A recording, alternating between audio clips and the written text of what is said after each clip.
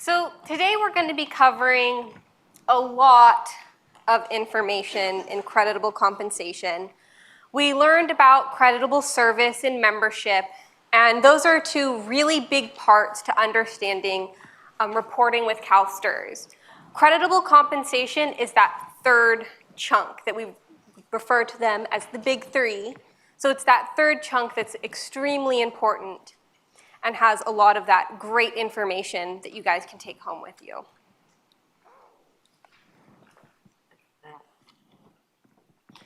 All right, so we're going to be learning about class of employees. This is, if you're trying to determine if something is creditable to CalSTRS, this is your first stop. You first look at class of employees, and we're going to be talking about what that is and what that's going to mean for you. And then we have some rules for 2% at 60 members and those 2% at 62. And we're going to talk a little bit about that. And then at the end, we're going to talk about, well, how do you report this? What codes do you use? What do you need to know for reporting? And so if you have reporting questions throughout the presentation, I ask that you just hold on to them, write them down, and save it just for that last section because we're going to be going over it. And we might answer your question before you need to ask. All right. So class of employees. A class of employees means a number of employees considered as a group because they do one of the following. So they're employed to perform similar duties, they're employed in the same type of program, or they share some other similarities related to the nature of the work being performed. So what do these categories really mean? So the first is the similarity of job duties being performed. These are the job duties as described as creditable service in section 22119.5. I mentioned this a little bit earlier in post-retirement, and Karen mentioned this in the creditable service module. This section of the law is really a linchpin for a lot of other topics. So if you want to bookmark it when you get home, highly recommend it. So 22119, they list, what are some of the things you remember from creditable service?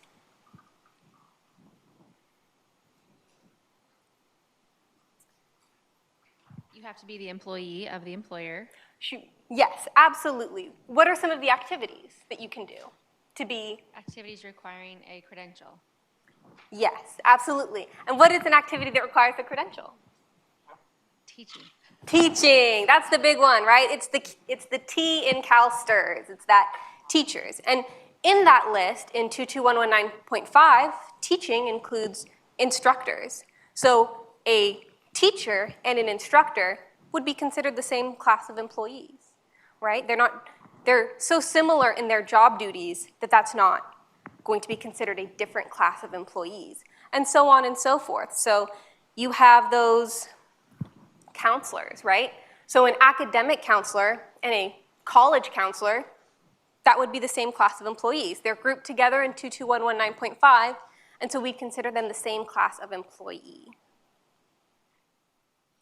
And a class of employee can be for employees whose position is comprised of 2 or more job duties. So maybe you have a teacher who is a teacher librarian. In their contract, they're performing both the duties of the librarian and the duties of a teacher. So they really shouldn't be classed with the rest of the teachers because they have the librarian duties, and they can't be classed with the rest of the librarians because they're doing the teaching duties. So they become really a class of their own. And so that's when we get to this bullet here. It's okay to have a class of one. If you only have one teacher librarian and they're the only person in that class, that's okay. Classes of one are good. You just have to demonstrate that they're in common use by at least 2 other employers. Another common class of one is the superintendent. And I'm sure there's definitely more than 2 other employers who have superintendents, right? So that's the big thing about demonstrating for that class of one. And for a lot of them, it's fairly easy to demonstrate that others exist.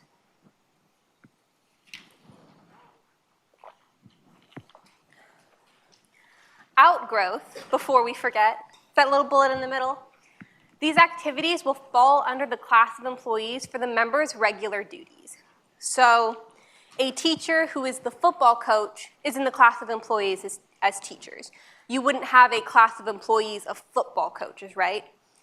So that librarian who's also the football coach, they're still in the class of librarians. The teacher who's the football coach, they're still in that class of teachers. Outgrowth is not a class on its own.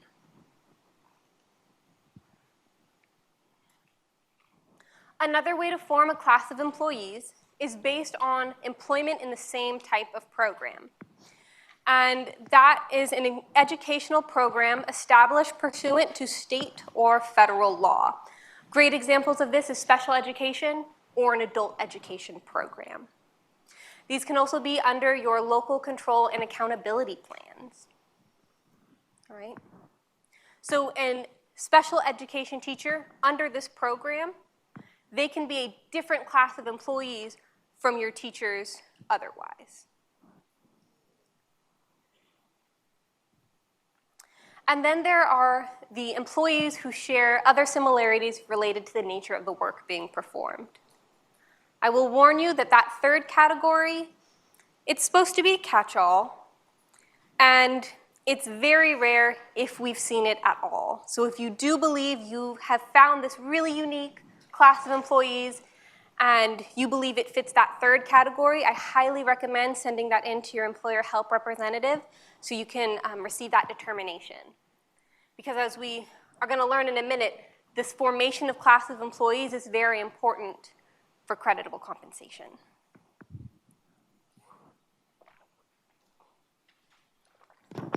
All right. Do we have any questions on what can be a class of employees before we get into what can't? All right. So you cannot form a class of employees based on the retirement formula or retirement program. So you cannot, for sake of ease, say, okay, anybody who's a 2% at 60 member, you're one class. Everybody who's a 2% at 60 member, you're another class. Doesn't work for CalSTRS. You can't base it on age or service credit. You can't have, say, everyone who's under 35 is one class, everyone who's over 35 is another class. Also not okay with CalSTRS. The restructure or characterization of compensation should not base that class of employee. An option or requirement for one or more employees to work longer or shorter days, or more or fewer days. And we have an exception to this, and that is except when the class of employees is established under a different state or federal program. Like I mentioned, you may have those special education teachers who are employed under a specific state or federal program. Maybe they need to work 186 days because they need to do some more review of their student to really base that class for their special education students. And maybe the rest of your teachers, they only need to work 183. They do their lessons planned in fewer days. That's okay because they're established under that different state or federal program. You could not say, I'll have a class of math teachers and they'll work 186 days, and a class of science teachers, they'll work 183 because you feel like that sounds right to you. Unfortunately, that's not a good class of employees to CalSTRS.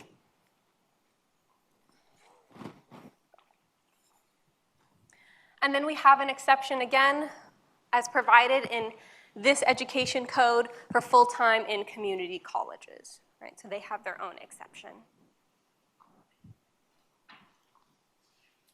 All right. Members performing only outgrowth activities. Like I said, outgrowth is not creditable on its own. You have to be performing a creditable service activity in that same fiscal year for the same employer. So you just wouldn't see that class of robotics club mentors or football coaches, right? So it's not going to happen. Big red. Yes?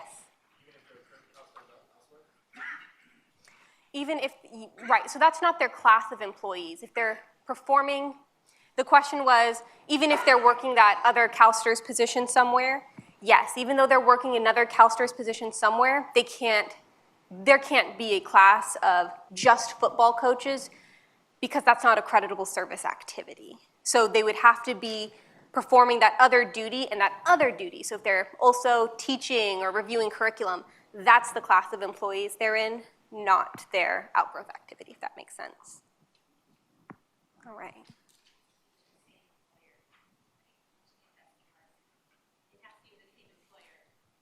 Mm-hmm.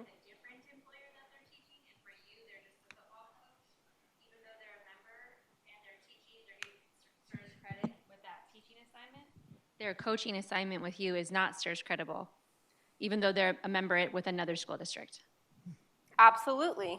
Perfect. Great application of some of the knowledge you're learning today. So yes, it has to be within that same school district for it to be with the same employer in the same fiscal year. Otherwise, that outgrowth activity is just not creditable. Questions? Any of this class of employees information? We're feeling good about how we form classes of employees? All right. So now there are two types of CalSTRS members.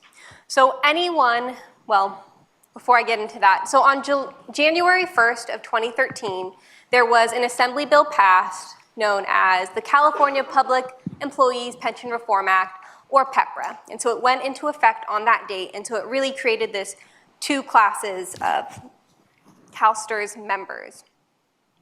The first were hired to perform creditable service before January 2013, and those are known as the CalSTRS 2% at 60 members. At CalPERS, you may have heard them referred to as classic members. And then those who were hired to perform creditable service on or after January 1st of 2013, those are our 2% at 62 members. CalPERS refers to them as PEPRA members.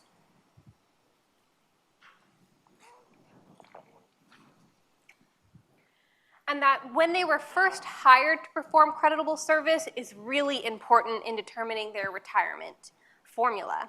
As someone over in this general vicinity had that question earlier, well, they were hired to perform a creditable service activity way back before 2013, and now they're becoming a member.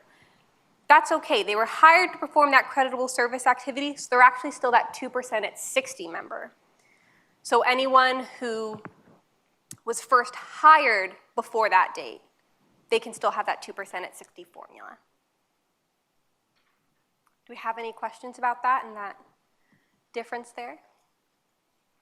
All right. So now we're going to get into creditable compensation for those CalSTRS 2% at 60 members. And I want you to keep in the back of your minds, I'm going to be talking a while about 2% at 60 members, that I'm still referring to them, those 2% at 60. We are going to get at 2% at 62. I promise we will not have forgotten them. But first up is these 2% at 60 members.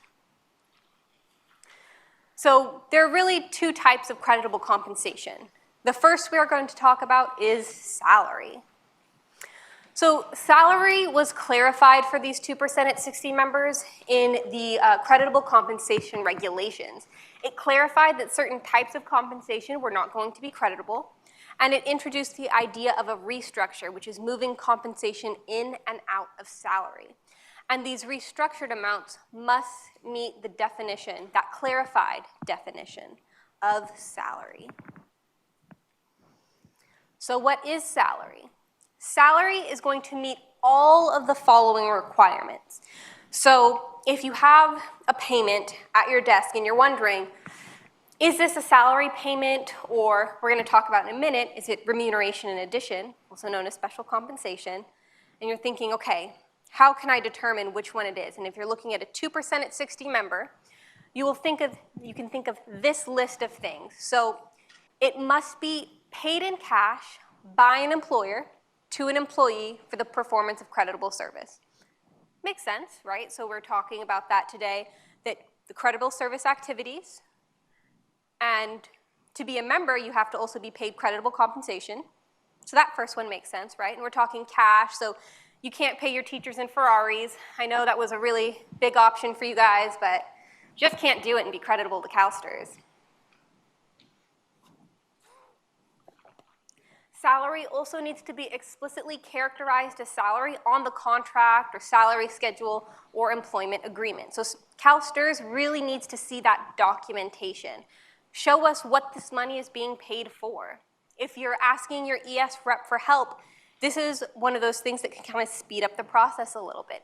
If you attach that salary schedule or that contract or agreement, really seeing those terms laid out can help you determine what payments are or if they are or not creditable. All right, and so they have to be used for the basis for future pay increases. So if somebody gets a 2% living increase, your class of librarians, they get 2% living increases, right? Salary, that would apply to all of it. If there's an amount of money that maybe you would think is salary, but it doesn't get that 2% increase, CalSTRS isn't going to consider that salary. There are two exceptions to this. It's not required for outgrowth activities. So outgrowth activities don't need to see those future pay increases. And then mentoring. Mentoring also does not require those future pay increases either. And then it must be paid without a requirement of proof from the employer for expenditure. So if you have to provide a receipt in order to get that money, that's not creditable as salary or creditable at all. Do we have any questions about the definition of salary? So really, what is salary? All right. So employers must establish a compensation earnable for all assignments for which an employee will earn salary. So if they're performing a duty, that creditable service activity, there has to be a compensation earnable established. And compensation earnable is that creditable compensation a person could earn in a school term for creditable service performed on a full-time basis. So maybe you have part-time teachers. They're not going to earn that full compensation earnable, right? But it still needs to be established for them. You have maybe a teacher who takes some unpaid leave, and so their compensation earnable was $60,000. They take some unpaid leave. They only actually earn $58,000. Their compensation earnable is still that $60,000 because that's what they could have earned if they worked full-time that year.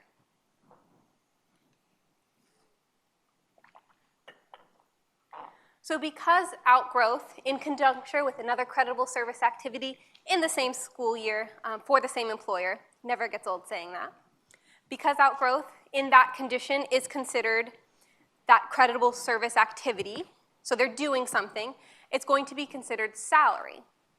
And an employer must provide, if they provide additional compensation for the outgrowth activity, the employer must establish a compensation earnable. And if you're thinking, well, we just give our football coaches $800 a month when they perform that football coach duty. We don't have anyone doing that full time. How would we establish that?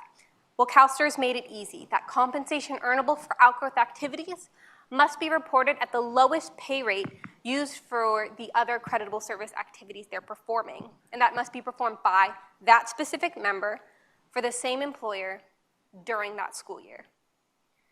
So if you have a librarian who is performing some work as the poetry club mentor, that's an outgrowth activity. And as a librarian, they make $60,000 a year. That $60,000 is their lowest compensation earnable, and that'll be used for their outgrowth activity, compensation earnable. Now, along with that librarian, let's say they pick up a substitute teaching gig, and that compensation earnable is $45,000. Well, that one's lower. So now that's that lowest compensation earnable. That $45,000 would be used for that outgrowth activity. So if they have multiple positions, you just pick the lowest one. If they only have one position, it's easy, just that one position. Whatever that compensation earnable is, would be the compensation earnable for outgrowth. Do we have any questions? Okay. So that was salary. That was one type of creditable compensation. Then there's remuneration that is paid in addition to salary. You may know this as special compensation. remuneration that is paid in addition to salary is paid in accordance with that publicly available written contractual agreement. So that's really where that documentation comes back. If you're emailing your employer help representative and maybe you need a really quick answer, that's the kind of things we're looking for, that documentation to see what is this, how can we define this. So just that extra information when you're reaching out. It is not associated with the performance of additional service, right? So when you're performing service, that's salary. If it's not performing service, that's when we get into the realm of remuneration that is paid in addition to salary. It is paid to all in the class of employees in the same dollar amount, percentage of salary, or percentage of the amount being distributed. All right, and so when we say that it's paid to all of the class of employees, we really mean that it must be available to the entire class of employees. We'll get into more examples of that in a minute. But there are some instances where it's available, but maybe not everyone reaches that requirement to get the money. And that's okay. It just must be available to the entire class of employee. If it can be paid in more than one manner, so you either get $100 or an extra day off, it is not creditable just because they have that option. Even if everyone in the room, everyone in that class of employees said, we'll take the cash, just because there's the option of that day off and there's a possibility that someone could say, actually, I'll take that day off, and now you haven't paid the class of employees in the same way. It makes it not creditable. All right.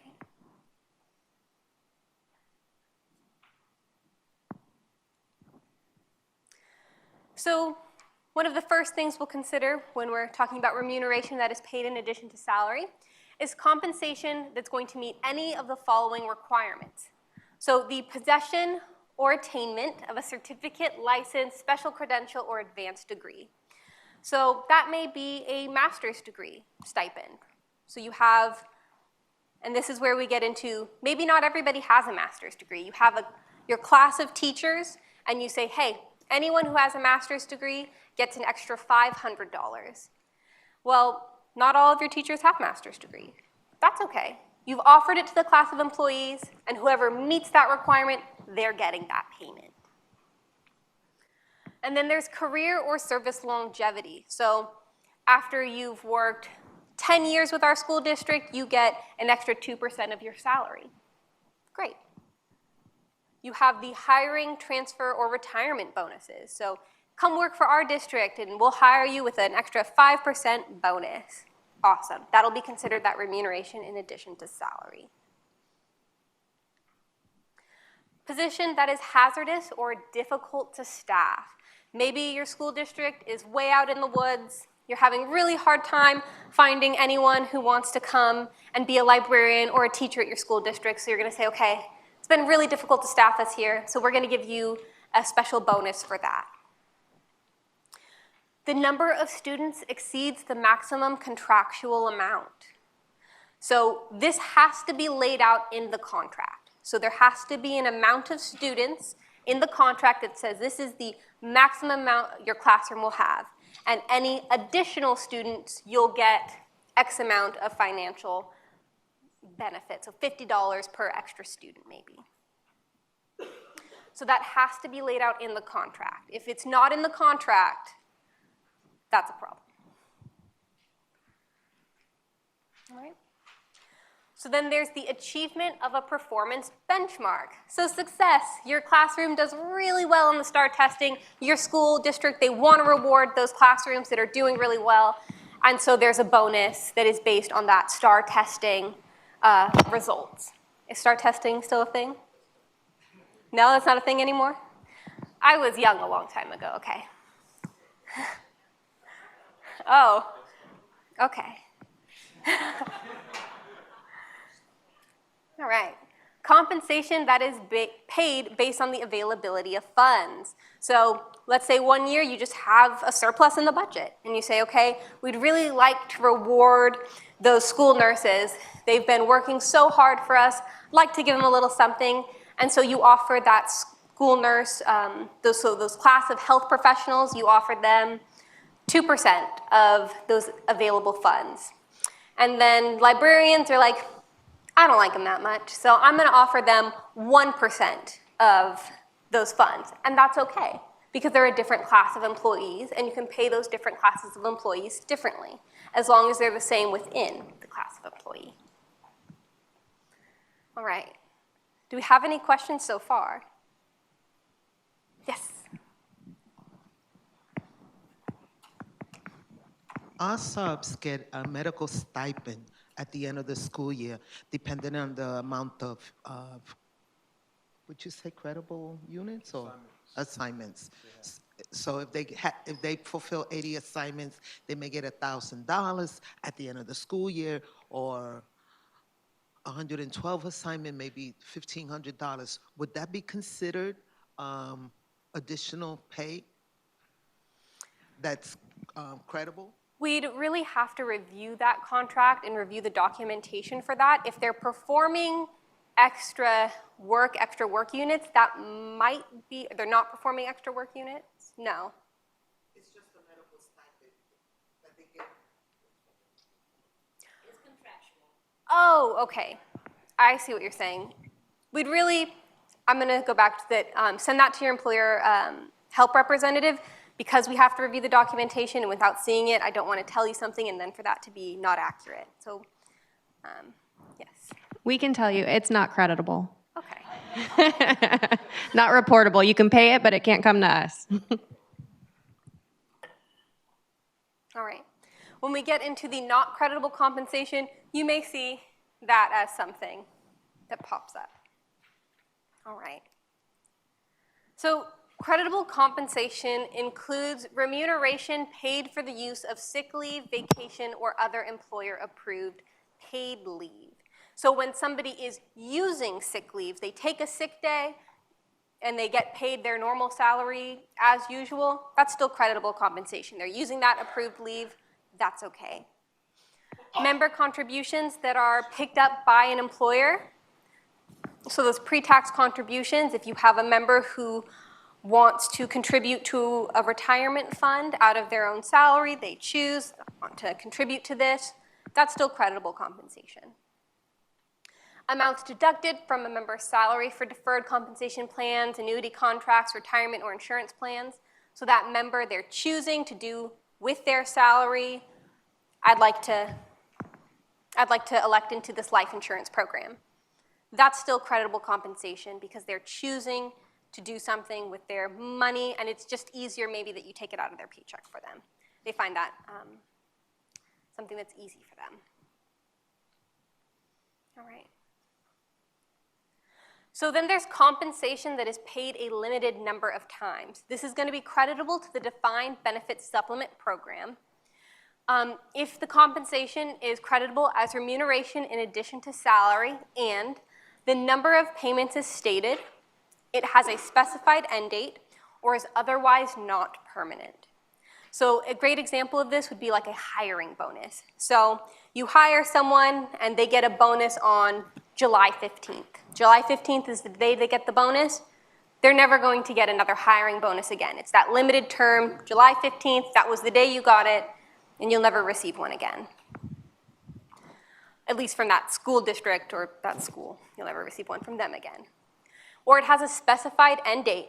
So you say, well, we're going to pay you this hiring bonus over the course of 3 months, and then at the end of those 3 months, we've specified that it ends then.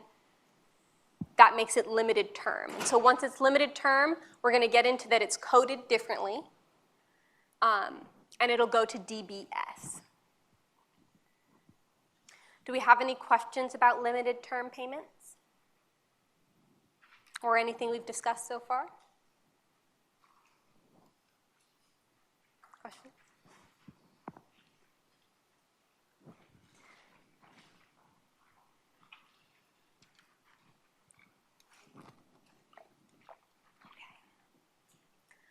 So here's what creditable compensation does not include.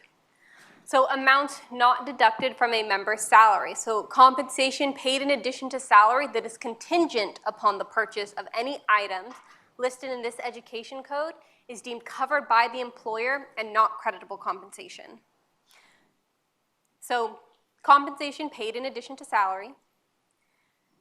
If it's required that you purchase a life insurance program with the money, we're giving you the money, but you have to purchase something specific. That's not creditable to CalSTRS because the employee does not choose what they're doing with this compensation. This is just a benefit that's covered by the employer, done in a different way, right? They can't choose what they want to do with the money. If they weren't buying this program, then they wouldn't be getting the money. That's not considered creditable compensation. It also does not include fringe benefits. So a car allowance or a cell phone allowance, these are not considered creditable compensation items. Expenses paid by an employer. So for going to a conference and you as the employer, you pay for those teachers to go to the conference, you put them up in hotel rooms, pay for the flight. That money that you spent doing that, that's not creditable compensation. And those expenses reimbursed by the employer. So if a school nurse or a teacher, school nurse, they buy some Band-Aids, they get reimbursed. The teacher buys some crayons for the class, they get reimbursed. That's not creditable compensation either. And this includes allowances, cash in lieu of good or service, and cash remaining. Creditable compensation does not include severance pay, including lump sum or installments, or money paid in excess of salary or wages to a member as compensatory damages or as a compromise settlement. So if somebody gets a judgment against an employer and they were a CalSTRS member, whatever money they were adjudicated is not going to be considered creditable compensation. And then anything that the CalSTRS boards decides is not creditable, it's just not going to be creditable. Kind of that catch-all again. Yes? Hi, can you please explain the difference between? Yeah, so the difference between cash remaining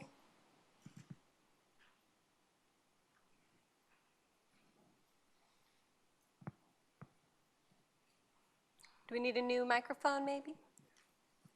It was cash remaining, or what was the other? You said they could give a bonus if they had like extra.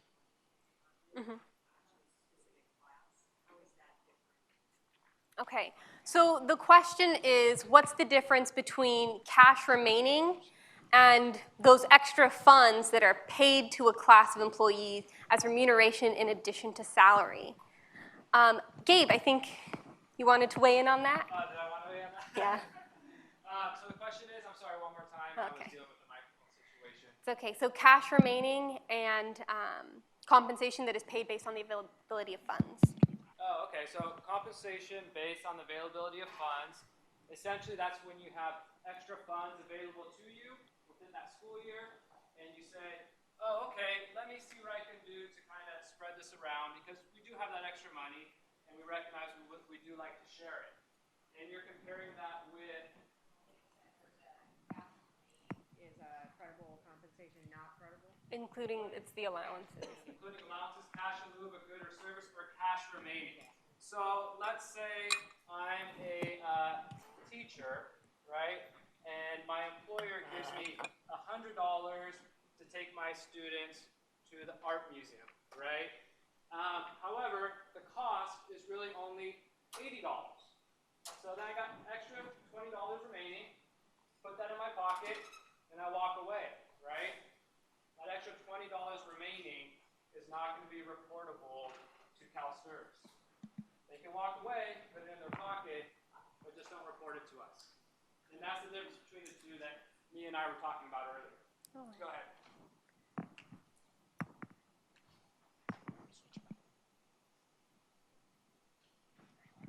So we have a situation to decide whether it's credible or not. So let's say a group of teachers receive a training stipend, and the stipend could be elect to be paid or receive additional transcript service.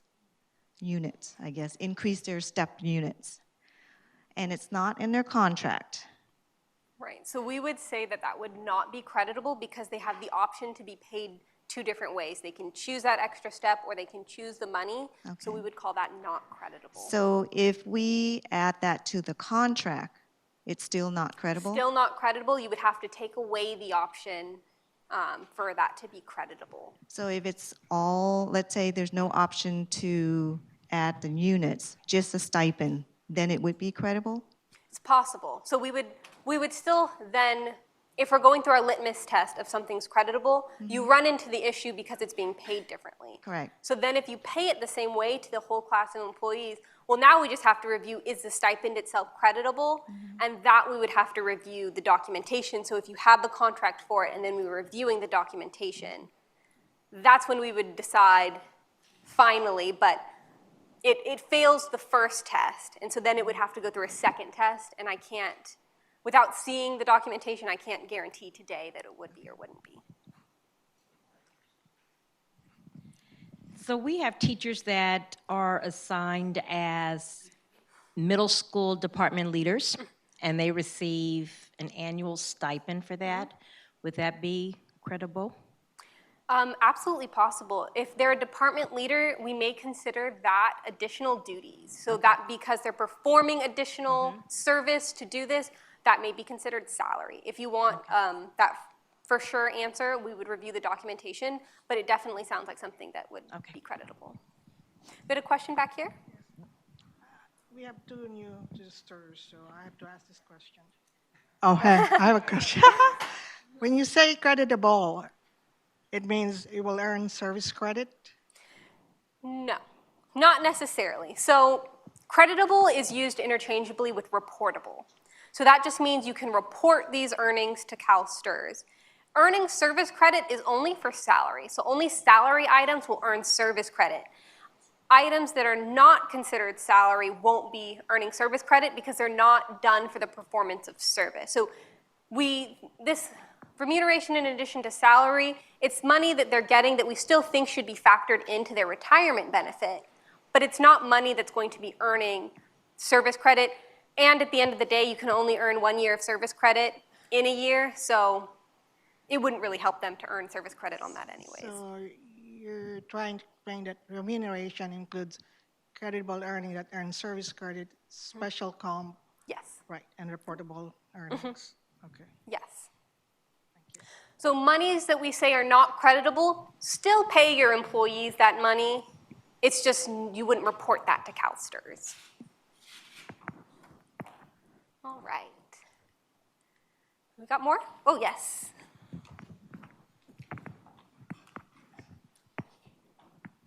Are there any circumstances under which longevity would be considered salary? The longevity would be considered salary. I don't believe so because salary really is that performance of that duty, and the longevity is specified in remuneration in addition to salary. In the law, it's specified that longevity payments are remuneration in addition to salary.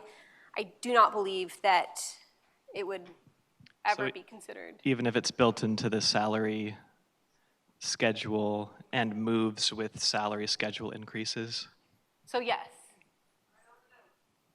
So yes, okay. If Bev wants to.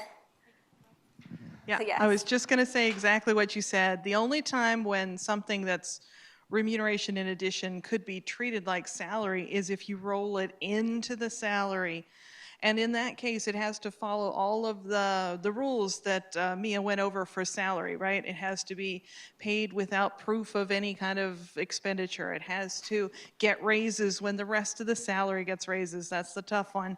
It has to be specifically, explicitly listed as salary in your agreement or your contract. You can't say, oh, their base salary is $50,000 and later on down the line it says, oh, and they get a longevity bonus of $100 a month. And then we think, well, that's not part of the salary. So you really have to make it so anyone reading it would say, yep, that's part of the salary. So best case is not to even mention it. Or a lot of you, I think your salary is on a step and column, and it might have a little line at the bottom that says for longevity or for masters, add $100 to every square. That works, right? Because we see this is your salary schedule. You've said add $100 to every square for this or that. We can see that's really being factored in. Of course, if you give a 5% bonus and your ES representative just happens to check your math and says, how come it went up 4.7%? You say, well, they didn't get it on their master's degree, of course. Then it's just failed salary, right? And you're gonna have to take it back out and report it separately. Still creditable, but you can't report it as part of the salary. Does that help? Yes, thank you. So that's another instance where those contracts really are key. What is laid out in the contract is how we make that determination on how things are reported and whether or not they are creditable. Do we have any more questions? Yes. Oh. You know, you mentioned hiring bonus. Mm-hmm. There should be a limited time and a specific date, but if it's only one-time pay, is it reportable? So if it's only paid one time, we would consider that a limited term payment, right? Mm-hmm. So yes, that is for 2% at 60 members. Remember, all of that I just mentioned is for 2% at 60. So for 2% at 60, it is still reportable. We're about to get into those 2% at 62 people, and stuff changes.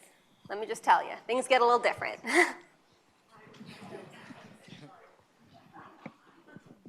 All right, any last questions before we keep it moving?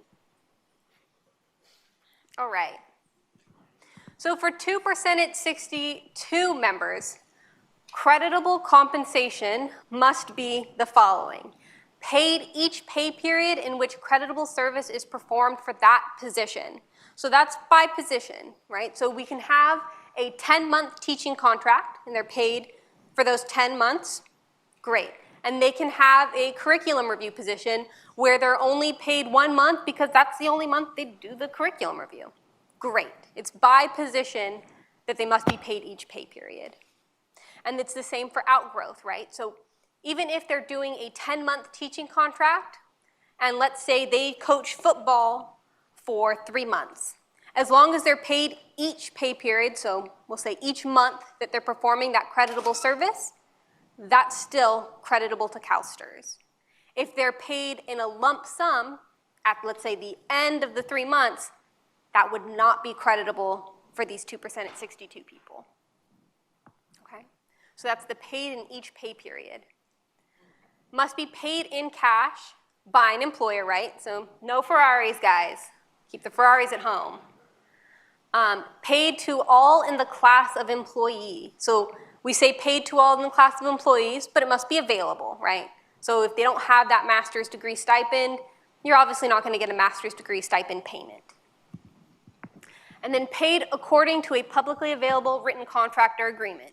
Similar to the 2% at 60 people, we really want to see that documentation so we can make those determinations on what kind of payment is this, how is it being paid out, how might that change how we report this, maybe.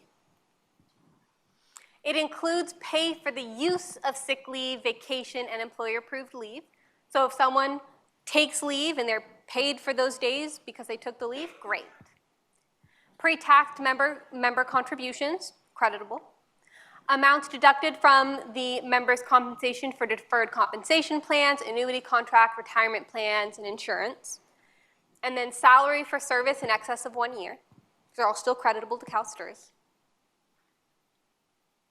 And that's it. So those are how we determine what's creditable for those 2% at 62 folks. And then we have what it does not include. So amounts not paid in cash or not paid to all in the class of employees. So those Ferrari payments, guys, just don't report them to CalSTRS. I'm going to keep saying it till I get more laughs, all right? Amounts paid for service that is not creditable. So if they're not performing a creditable service activity, it's not creditable to CalSTRS. It's crazy, I know. It's just not. Amounts not paid each pay period that the creditable service is being performed for that position. So like I mentioned with that outgrowth activity, if they're paid over those 3 months that they're performing that activity, that's creditable. If they're paid at the end of those 3 months, that's not going to be creditable because they weren't paid each pay period. And then amounts paid for giving up or relinquishing unused sick leave. So a sick leave buyback would not be creditable. Using your sick leave is creditable, but that if a buyback program of any kind would not be.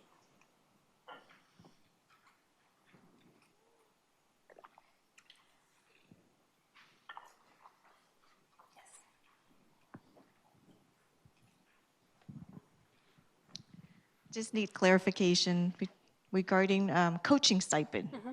So let's say we paid at the end of the service for a football coach, $3,000. 2% at 60, it's credible, reportable.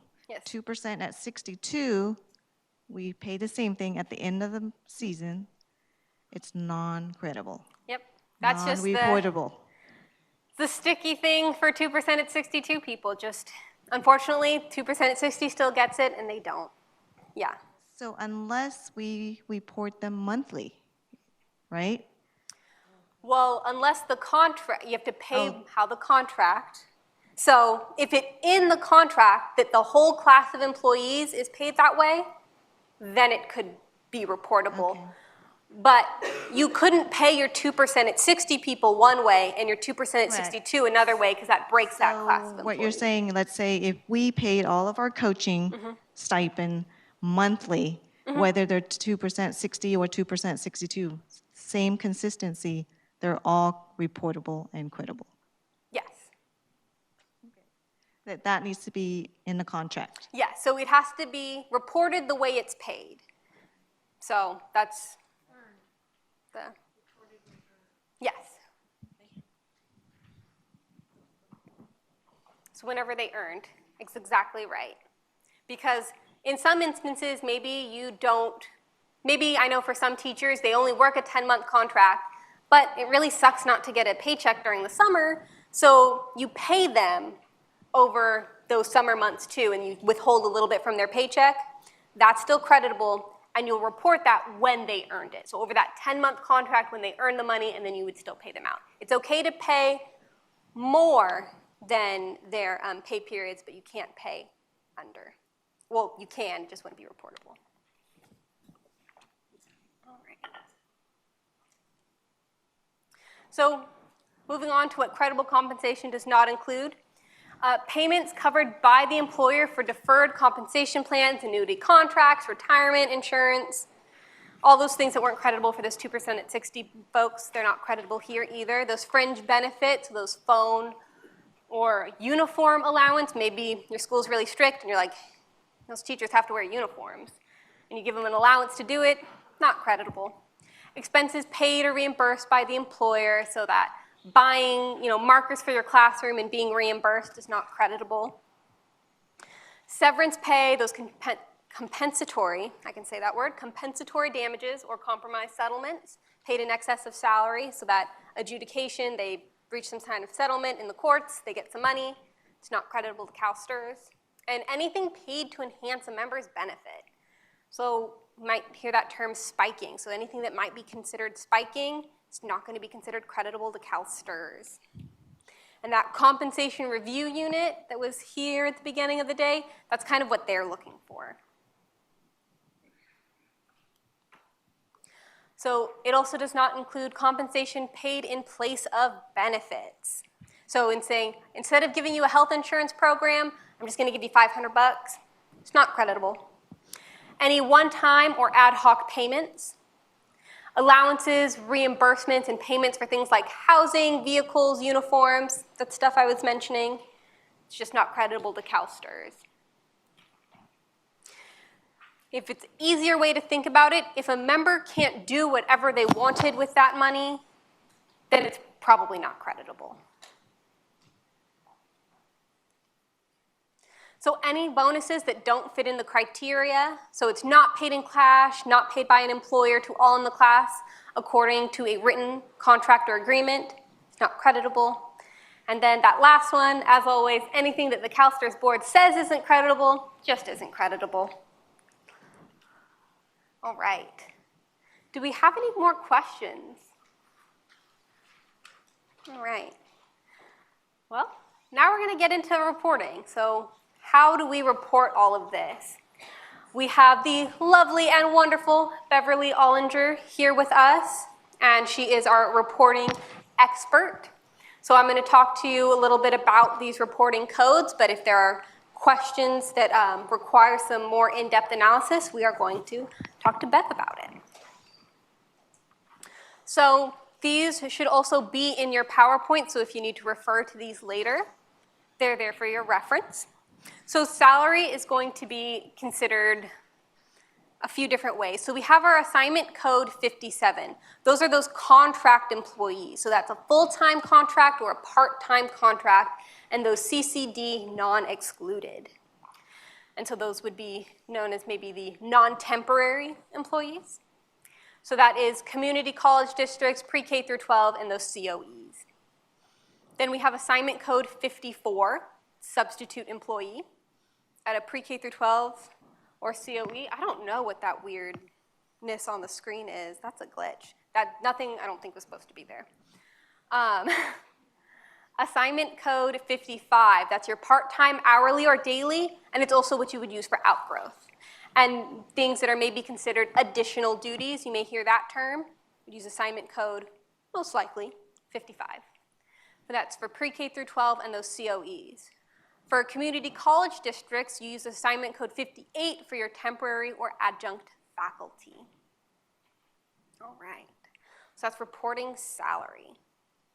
Do we have any year-round school districts with us? Oh, wait. All right, so for the year-round school districts, that 54 and that 55, or a 44 and a 45. Okay. So then remuneration in addition to salary. There's some different codes per retirement formula. So a code 57, pay code 0, contribution code 6. It's for a 2% at 60. That's an ongoing payment, and that's credited to the defined benefit account. An assignment code 7106 for 2% at 60 is a one-time or limited term payment. That's going to be credited to the defined benefit supplement account. And then a 7206, that's for 2% at 62. And that's an ongoing payment because if we remember, those limited term payments aren't creditable for those 2% at 62 folks. And that'll be credited to the defined benefit account. Do we have any questions?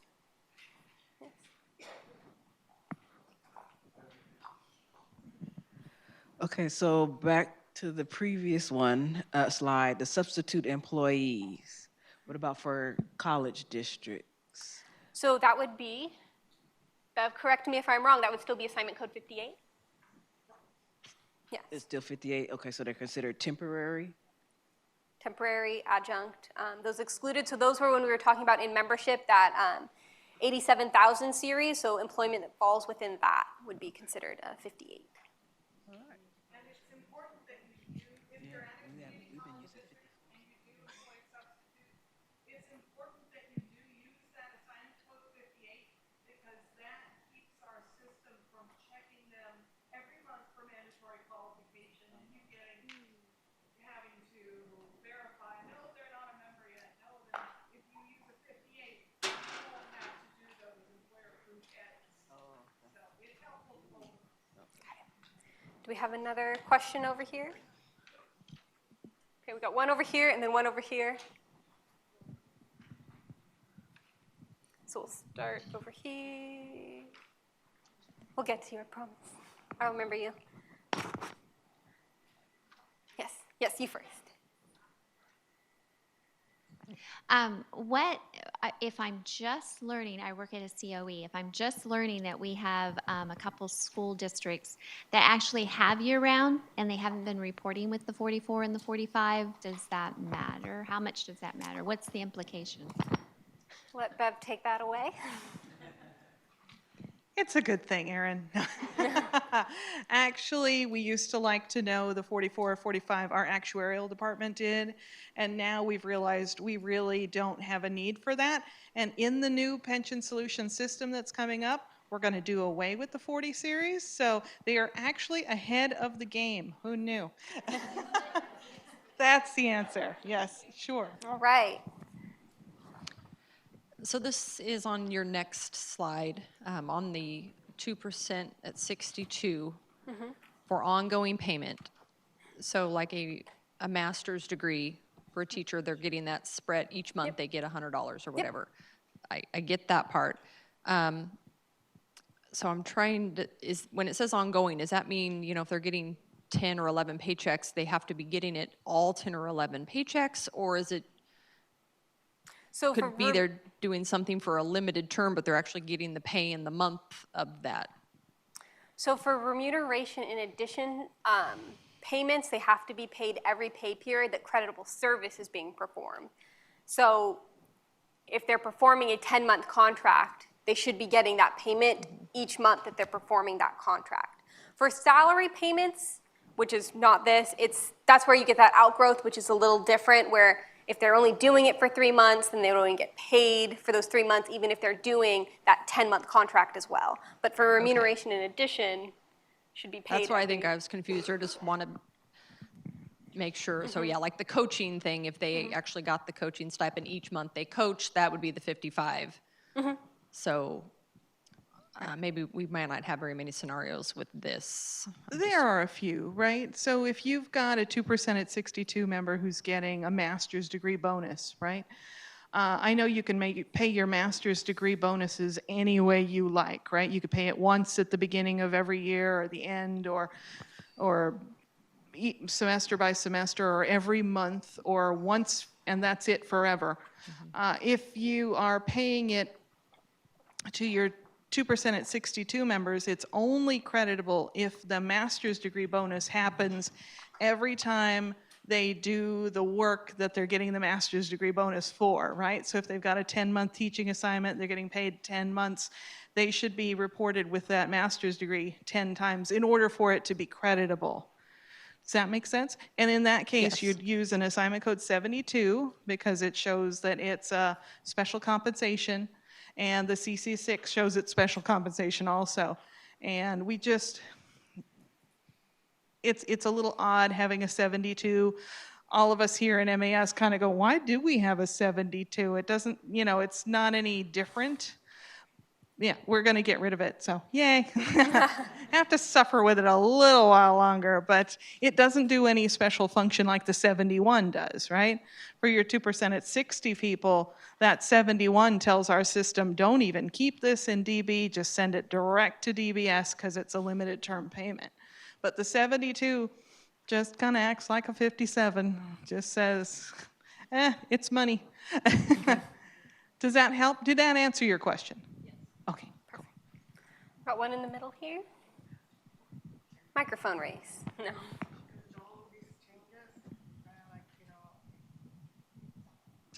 All the changes that are going on, I have all this question. The 71 and the 72, the employee contribution is different, right? It's at 8%. Than the regular 5706. I'm a Mike Hogg. Yeah, it is different because anything that stays in the DB account is going to have DB contributions. For your 2% at 60 folks, it's going to be, what, 10.25? And for your 2% at 62 folks, just to make it crazy, it's 10.205, right?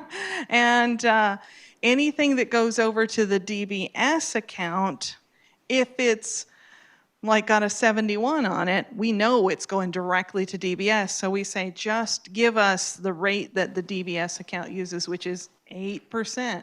So if you're using a 71 for your 2% at 60 people, and it's a limited term payment, hey, congratulations on getting 25 years with our district. Here's $5,000. Never speak of this again, right? It's a one time, it's done. then you're going to report it with a 71 and a 0 and a 6, and it's going to get just 8% member and 8.25% employer, because that's all the DBS can take. And then if you're doing a 72, hey, here's your monthly longevity bonus, you know. We're paying it outside of salary. It gets its own line, and it's a 7206, and every month we should see it come in with the DB contribution rate of 10.205 member and significantly higher employer. What is it? Is it 14% now or 16? 16.28. I hate to even say that number. Oh. Does that help? Yeah, thank you. Sure. Right. Any more questions?